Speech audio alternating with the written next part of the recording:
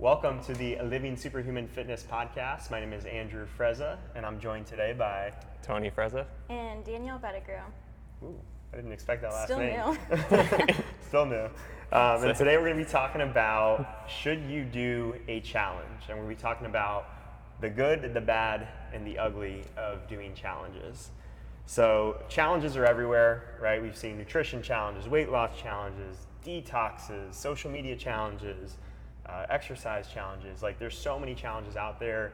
We have several challenges that we still do here. We have like our nutrition challenges. We usually do like once or twice per year. When we start new members, we like to take them through our 40 Days to Fit challenge. Even something like bingo, which we're doing right now, which once we record this, or once you post this, we probably won't be doing. But even bingo is something like could be seen as a challenge, right? It's a temporary thing where we're going a little bit harder, a little more dedicated to something, and we don't necessarily plan to keep that going at that rate long term. So we like challenges for the most part. We see the use of them, but there's a lot of bad and ugly that can come with them as well. So let's kick it off with the good. What are some things that you guys like about challenges to start? I like challenges because I think it like brings people to force change in their lives, right? So like I'm a big believer, like if you want results that you haven't seen before, you have to do something you haven't done before, or at least like something you haven't done like in recent history. And I think like CrossFit has a great approach of like forging elite fitness, right? You have to force adaptation, right? And that's the approach like I take to my workouts is like I'm gonna pick something each day in CrossFit or Beach Fit that forces me to do something where I'm uncomfortable. Like I know if I'm uncomfortable, I'm forcing adaptation and creating change within my body. If I don't reach that point, I probably didn't get my money's worth going to that workout. Yeah, I think one thing that we underestimate as humans is how quickly we adapt to our current setting, right? Whether that's our current diet, our current lifestyle, our current relationships, our current social media use and habits with our phones and screens. Like we adapt so quickly that it's hard to get that like aerial view of like how things are really affecting us. And I think what's cool about challenges, it can kind of snap you out of that funk and get you to see kind of with a blank slate how something might be affecting you. And I think it's been really helpful for me in all aspects of life. I've did different challenges and I've seen some really eye-opening things where I wouldn't have seen that had I not taken that short period of time to like step away from something or change something about the way I was eating, the way I was living.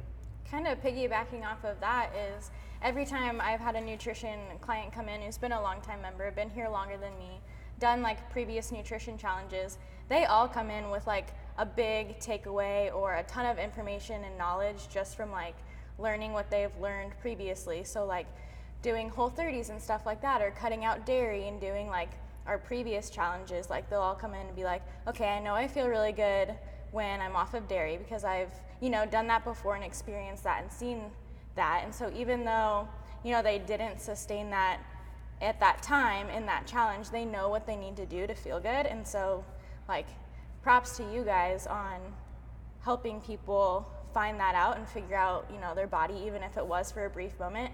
I have a ton of people, nutrition clients now who are doing like ongoing coaching and have reinstalled those habits that they once learned, and we might not have found those habits as quickly if they hadn't have found that in the challenge.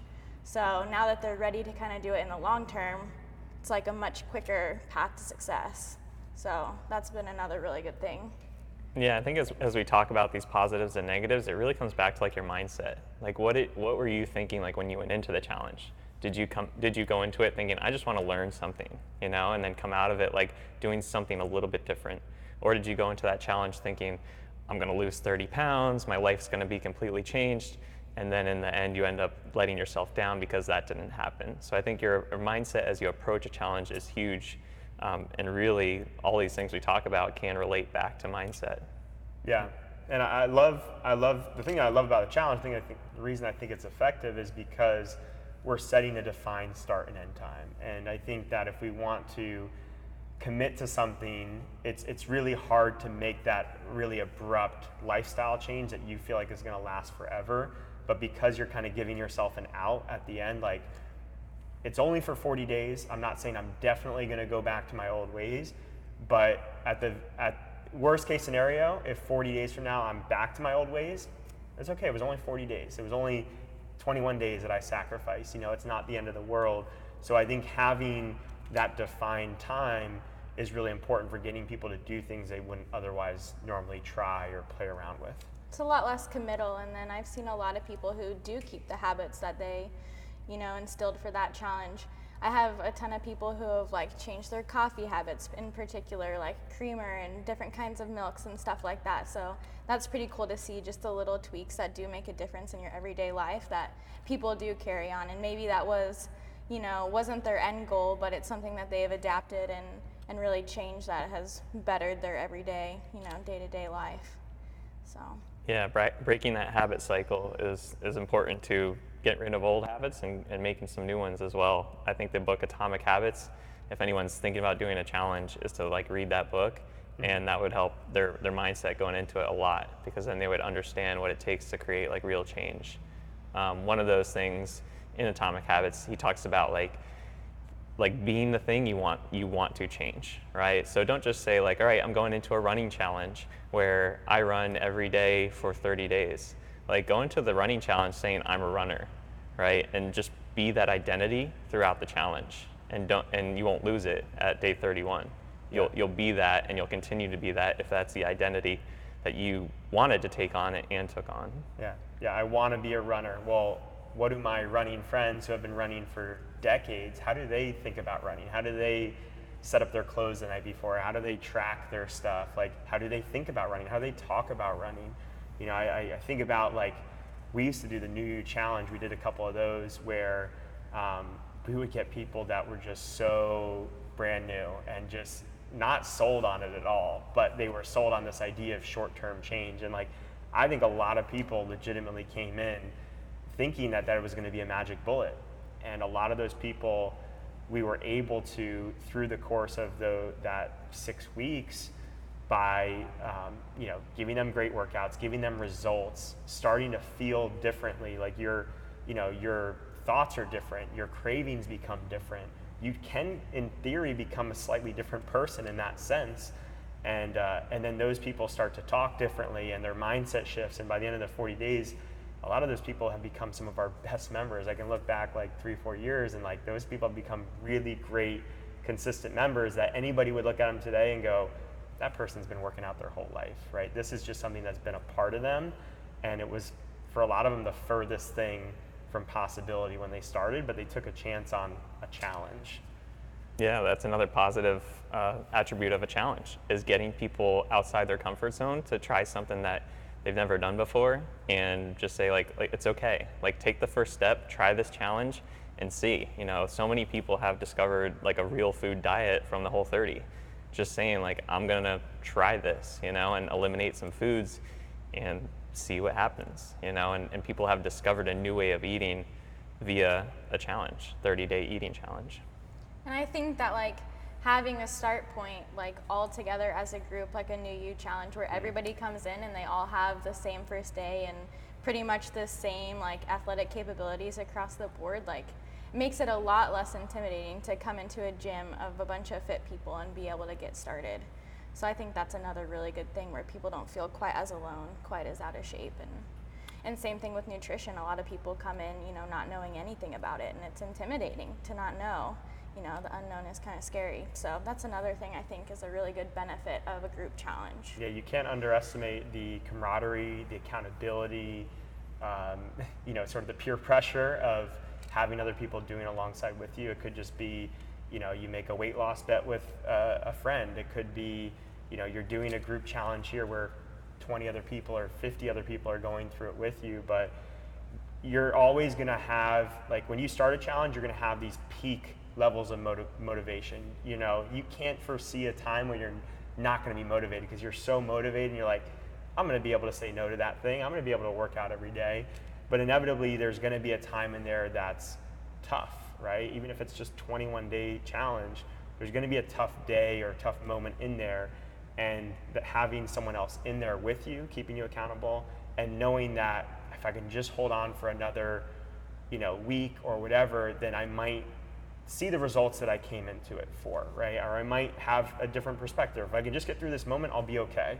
And those two things, like knowing there's potentially a deadline at some point and knowing you have someone there with you, it can get you through some really tough times that you otherwise, in just a continuous life change, might just go back.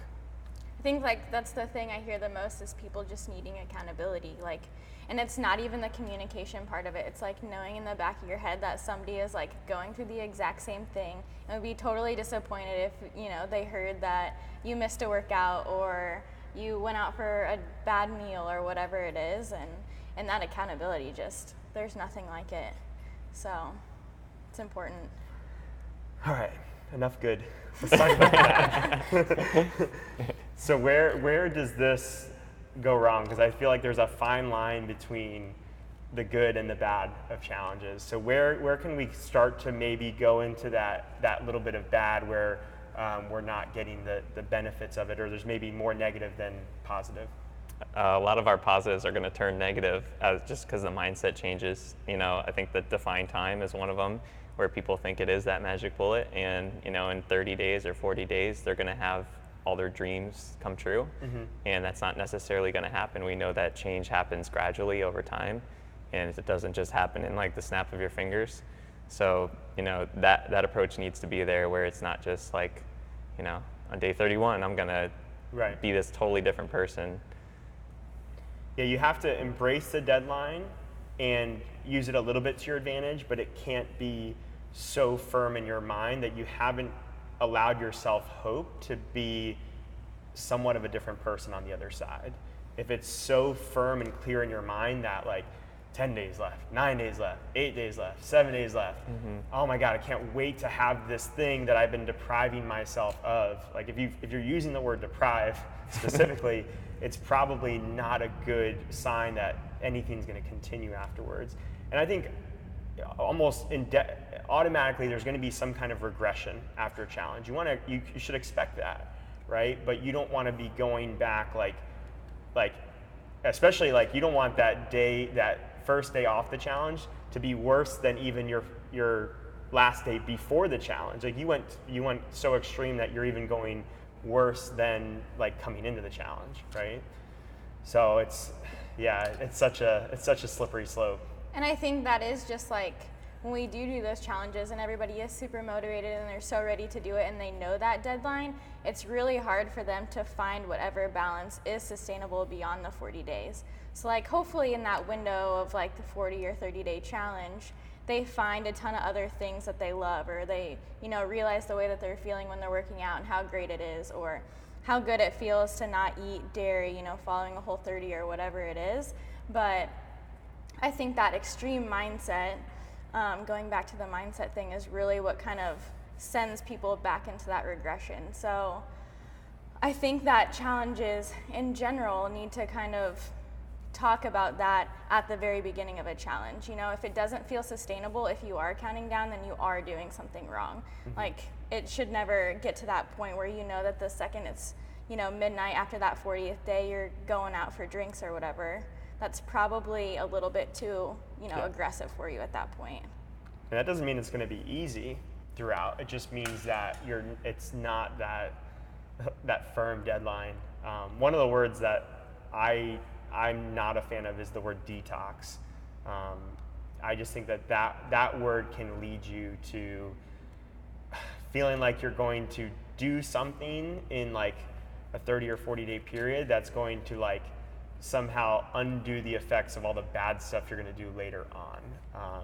So I don't know, something about that word like really just, specifically when it's applied to like juice detoxes and things like that, I think that because you've gone so extreme in one direction that like you haven't, like in a juice detox, if you're going to go back to real food, which pretty much everyone is, after that, you haven't really created any habits. You haven't created anything new. Whereas like a Whole30, even though it's extreme to a certain degree, or can be for some, you're going to have new recipes to go with. You're going to have new cooking habits, new shopping habits. You're inevitably going to have some skill set to take with you beyond. Whereas like the detox and the way a lot of people use it, I think it's really short-term minded. Yeah, one of the things from Atomic Habits is like talking about getting like just a percentage better every day. Like just get 1% better. And I think like people will live on like those edges of like, in order to detox, you have to tox, right? So like they're tox, detox, detox. And they have these wild swings from, I'm going to be really bad to really good. And we want to encourage the mindset of like a continuum where you get to just move the needle a little bit every day. Like, and that's all you're shooting for, is just move the needle a little bit. And over time, you're going to see those results come. Have you guys had any particularly impactful challenges in your own lives? I had a very unsuccessful Whole30 before I knew anything about nutrition, right when I started CrossFit. And so we went into the Whole30, and I didn't like healthy food at the time. I wouldn't eat a vegetable. I thought I could live off of sweet potatoes. I hated everything, and so I did not eat for the whole, I think I made it 27 days. I didn't eat. I lost so much weight, and people were like, "You do not look good." I'm like, "Oh, it's Whole30. I'm great." But so I have had that challenge. So I haven't personally had a great experience previously with me, but I know from a coach standpoint, I already said it once, but props to you guys for people coming in with great habits that they've adapted from, the habits challenge and different challenges previously. So I've had it from a coaching standpoint, I can say. So you never even ate a vegetable at the end of that? Oh my gosh, I hated that. Times have changed. Yep, when we first discovered what a paleo diet was and eating real food, I was down a really bad road of just drinking a lot of milk and eating a lot of bread, peanut butter and jelly sandwiches every single night, protein shakes, protein bars. And Andrew kind of brought it to my attention to do more of a paleo diet challenge. And through eliminating milk, through eliminating grains, bread, over the course of a month, I saw my heartburn completely go away. Whereas I was taking heartburn medicine or over-the-counter pills every single day to keep my heartburn from coming back, I didn't need them at all. And I rarely need them now because I do eat much cleaner, and stuck with that because I was like, my body does not do well on dairy, does not do well with gluten and bread foods. So yeah, and that was only from a challenge and just going without it. Yeah, I mean, I had similar, not the heartburn specifically, but similar results with paleo challenge. I think the thing that has stuck with me the most is just opting for vegetables at every meal. That really became ingrained with me, and I feel like I've just done a good job with that since, of having a lot more vegetables across the board. And I think that what I've seen recently, a really good challenge that can be done is social media challenge, of getting off that, deleting apps from your phone. It's one of those things that if you can spend less time of it, take a challenge with that, I think that can be effective, because it is one of those things that until you see life without it, you can't really fathom how much time you're spending with it currently. So I like the idea of doing something like that. I think that can be super effective for people. Yeah, as we said, kind of the goal of the challenge is to make new habits, see what you don't need in your life, see what you got really comfortable with, and that doesn't need to be in your life. Your life could be better without it. Definitely. Let's talk about some more of the potential downfalls, or where things can get ugly with this. We talked about the positivity of the group and the peer pressure. I think there's a negative side to that as well. If you start comparing yourself to others too much, and you start to see the results of others and saying, "Oh, why don't I have those results?" You see testimonials of a Whole30 and be like, "Oh my God, they lost 40 pounds. I've only lost 4.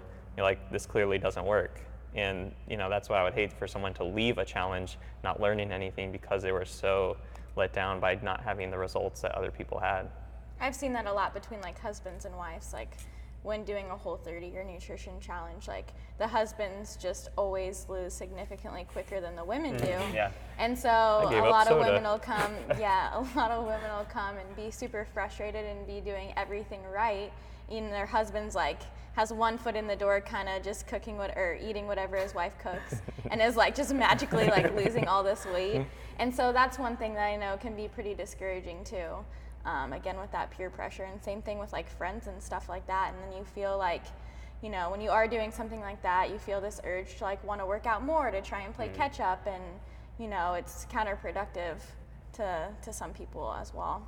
Yeah, if you're trying to maximize the score at the end of the challenge, like it's a weight loss challenge, weight loss is the score. It's like if you're trying to just optimize for that particular number, it then can lead to a lot of unhealthy habits or thinking, versus like most people, if you talk to them prior to them even thinking about a challenge, like, hey, if you woke up 30 days from now and we're down 7 pounds, how would that sound? They'd be like, that's amazing. But because they heard someone else lose 20, they're like, oh my God, I gotta, you know, I can't eat today. I gotta do an extra workout. Right, and you start to try to maximize the number instead of just being like, I'm losing a pound a week. This is fantastic.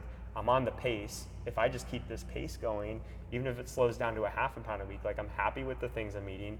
I'm enjoying the food. My energy levels are great. I'm thinking more clearly. I'm sleeping better. Like all these positive things are happening. All I know it's just a matter of time before I'm the person I want to be, and the scale says what I want it to say, and my pictures look great. And it's like that's a really fun sweet spot. Actually, that was the one thing that when I first did that paleo challenge, I was like, I could do this forever. I'm enjoying everything I'm doing, and it was just like that was a really nice relief to know that like the pressure was kind of off, and I could just keep doing, for the most part, what I was doing indefinitely and not have to go back to old ways.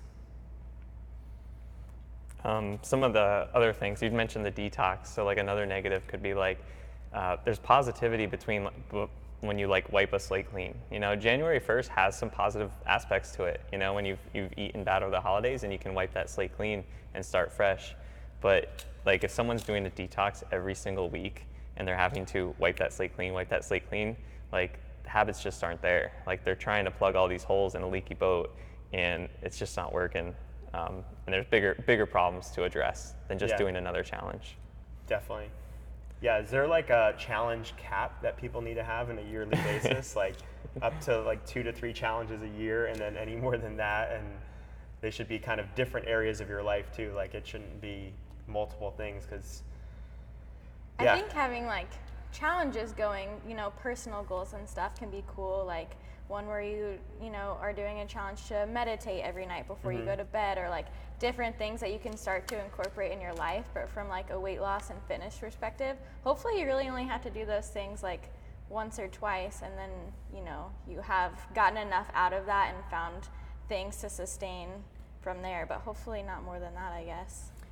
Yeah, and I think that's kind of why when we've done nutrition challenges, we've always kind of given each one a new little spin on it, because it shouldn't be a 40-day paleo challenge every single time you do a nutrition challenge. Like one time, go for paleo, one time go for macros, one time go for intermittent fasting, one time go, you know, play around with different things. Again, going in with the mindset of what am I going to learn about myself? What is something I can take with me beyond this time? And you'll find that some people they really click with whole food mindset. Some people really click with macros and tracking. So you might find yourself more in one field more than the other, but you can learn from each of the different fields. And I think that's a good approach, is playing around with different things and seeing it more like almost gamifying it in a way, and taking some of the pressure off of like, man, I did that paleo challenge last time, I lost 12 pounds. This time I'm gonna do this. I'm gonna get to 13 pounds this time. And then I'm gonna keep it going after that. Like it usually doesn't work out well when you start approaching it like that. I think taking the name challenge off of it too.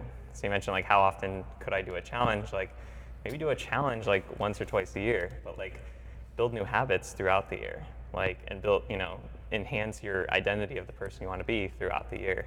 But challenge has like an inherently like hard like connotation about it. Like you know, like this is going to be a strain for me.